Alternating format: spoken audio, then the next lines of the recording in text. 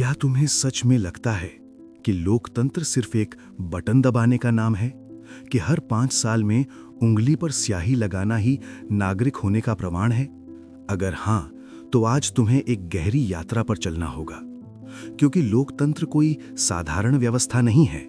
ये मानव स्वभाव, मनोविज्ञान, शक्ति, नैतिकता और ज्ञान का जटिल संगम है। और जब तक हम इसे समझते नहीं, हम इसमें सक्रिय भागीदार नहीं, बल्कि अनजाने मोहरे बने रहते हैं। कल्पना करो एक विशाल जहाज की। ये जहाज एक राष्ट्र है, उस पर करोड़ों यात्री हैं। समुद्र शांत भी हो सकता है और तूफानी भी। अब कप्तान चुनने का समय है। 2 दावेदार सामने हैं। पहला, शांत, अनुभवी, वर्षों से दिशा, मौसम, नक्शे और सितारों का अध्ययन करने वाला। वो बोलता कम है, सोचता ज्यादा है। दूसरा, प्रभावशाली वक्ता, ऊर्जावान, आत्मविश्वासी, जो कहता है कि उसे सब पता है और वो सबसे तेजी से किनारे तक पहुंचा देगा। वो उत्साह जगाता है, भीड़ को जोश से भर देता है। अब ईमानदारी से सोचो, भीड़ किसकी ओर झुकेगी? मानव मस्तिष्क तर्क से पहले भावना पर प्रतिक्रिया करता है। जब कोई नेता हमारे डर को छूता है, हमारी असुरक्षा को शब्द देता है या हमारे गर्व को उभारता है, तो मस्तिष्क के वे हिस्से सक्रिय हो जाते हैं जो त्वरित निर्णय लेते हैं। ये विकास की देन है। हजारों साल पहले त्वरित प्रतिक्रिया ने हमें जीवित रखा, लेकिन आधुनिक राजनीति में यही त्वरित प्रतिक्रिया हमें गुमराह भी कर सकती है। लोकतंत्र की शक्ति ये है कि हर व्यक्ति की आवाज मायने रखती है, लेकिन उसकी चुनौती ये है कि हर आवाज समान रूप से सूचित नहीं होती। ज्ञान, शिक्षा, विश्लेषण और विवेक, ये सब अभ्यास से आते हैं। अगर नागरिक केवल सुनी सुनाई बातों, अधूरी खबरों या भावनात्मक भाषणों पर निर्णय लेने लगें, तो लोकतंत्र धीरे धीरे सतही हो जाता है। इतिहास में कई उदाहरण हैं जहां आर्थिक संकट, सामाजिक अस्थिरता या युद्ध जैसी परिस्थितियों ने जनता को भावनात्मक निर्णय लेने की ओर धकेला।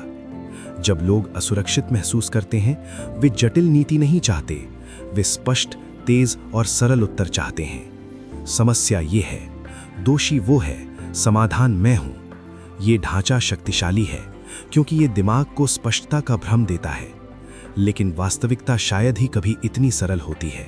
राजनैतिक संचार का एक महत्वपूर्ण सिद्धांत है दोहराव। यदि कोई विचार बार बार कहा जाए तो वो परिचित हो जाता है और परिचित चीजें हमें सत्य जैसी लगने लगती हैं। यही कारण है कि नारे प्रभावी होते हैं। वे छोटे होते हैं, भावनात्मक होते हैं और बार बार दोहराए जाते हैं। लेकिन नीति नारे से नहीं बनती। नीति शोध, संवाद, संसाधन और दीर्घकालिक दृष्टि से बनती है। अब सवाल उठता है, क्या लोकतंत्र विफल है? नहीं, लोकतंत्र स्वयं एक उपकरण है। यह उतना ही सक्षम है जितने उसके नागरिक।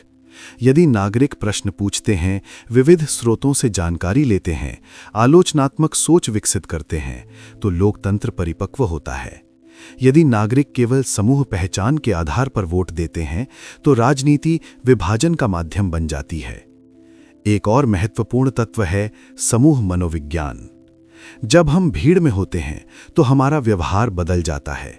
हम व्यक्तिगत रूप से जितने सावधान होते हैं, भीड़ में उतने नहीं रहते।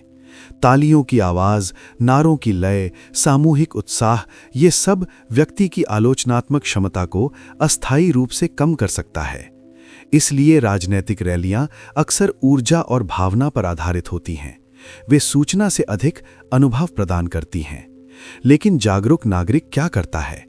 वो अनुभव का आनंद ले सकता है, लेकिन निर्णय तथ्यों पर आधारित करता है। वो भाषण सुनता है, पर उसके बाद जांचता है, क्या ये संभव है? इसका वित्तपोषण कैसे होगा? इसके दीर्घकालिक परिणाम क्या होंगे? वो विरोधी विचार भी सुनता है, क्योंकि सत्य अक्सर बहस के बीच उभरता है। लोकतंत्र में मीडिया की भूमिका भी अत्यंत महत्वपूर्ण है। सूचना के युग में हम हर दिन हजारों संदेशों से घिरे हैं, कुछ तथ्यात्मक, कुछ भ्रामक, कुछ आधे सच। एल्गोरिदम हमें वही दिखाते हैं जो हम देखना चाहते हैं। परिणाम, हम अपनी ही सोच के दायरे में कैद हो सकते हैं। इसलिए सजग नागरिक विविध स्रोतों से जानकारी लेने की कोशिश करता है। वो केवल पुष्टि नहीं, चुनौती भी खोजता है। अब एक गहरा प्रश्न, क्या सभी को समान रूप से राजनीति समझनी चाहिए? आदर्श रूप से हां, लेकिन वास्तविकता में ऐसा नहीं होता। इसलिए नागरिक शिक्षा महत्वपूर्ण है। स्कूलों और विश्वविद्यालयों में केवल परीक्षा की तैयारी नहीं, बल्कि तर्क, विश्लेषण और नैतिक निर्णय की क्षमता विकसित की जानी चाहिए।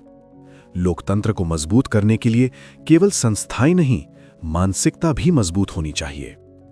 शक्ति का स्वभाव समझना भी जरूरी है। सत्ता आकर्षक होती है, ये निर्णय लेने की क्षमता देती है, संसाधनों पर नियंत्रण देती है, प्रतिष्ठा देती है। लेकिन यदि उस पर निगरानी ना हो तो वही शक्ति दुरुपयोग का कारण बन सकती है। इसलिए लोकतंत्र में संतुलन और नियंत्रण की व्यवस्था होती है। न्यायपालिका, विधायिका, कार्यपालिका, स्वतंत्र मीडिया, नागरिक समाज, ये सब मिलकर शक्ति को संतुलित रखते हैं। यदि इनमें से कोई कमजोर हो जाए तो संतुलन बिगड़ सकता है। तो तुम्हारी भूमिका क्या है? पहला, जानकारी जुटाना। केवल शीर्षक पढ़कर निर्णय मत लो, पूरा संदर्भ समझो। दूसरा, प्रश्न पूछना। क्यों और कैसे लोकतांत्रिक स्वास्थ्य के दो स्तंभ हैं। तीसरा, संवाद करना। असहमति लोकतंत्र की कमजोरी नहीं, उसकी ताकत है, लेकिन संवाद सम्मानपूर्ण होना चाहिए। चौथा, भागीदारी। मतदान के अलावा भी कई तरीके हैं। जनसुनवाई, सामुदायिक चर्चा, नीति पर प्रतिक्रिया, स्वयं सेवा। पांचवा, आत्म-मूल्यांकन। क्या तुम अपने पूर्वाग्रह पहचानते हो? क्या तुम मानते हो कि तुम भी गलती कर सकते हो? बौद्धिक विनम्रता आवश्यक है। याद रखो, लोकतंत्र एक स्थिर संरचना नहीं है, ये निरंतर विकसित होने वाली प्रक्रिया है। हर पीढ़ी उसे नया आकार देती है। यदि एक पीढ़ी उदासीन हो जाए तो अगली पीढ़ी को भारी कीमत चुकानी पड़ सकती है। अंततः लोकतंत्र का भविष्य किसी एक नेता के हाथ में नहीं, बल्कि लाखों नागरिकों के दैनिक निर्णयों में छिपा है। जब तुम कोई समाचार साझा करते हो, जब तुम किसी मुद्दे पर राय बनाते हो, जब तुम मतदान करते हो, तब तुम उस भविष्य की दिशा तय कर रहे होते हो।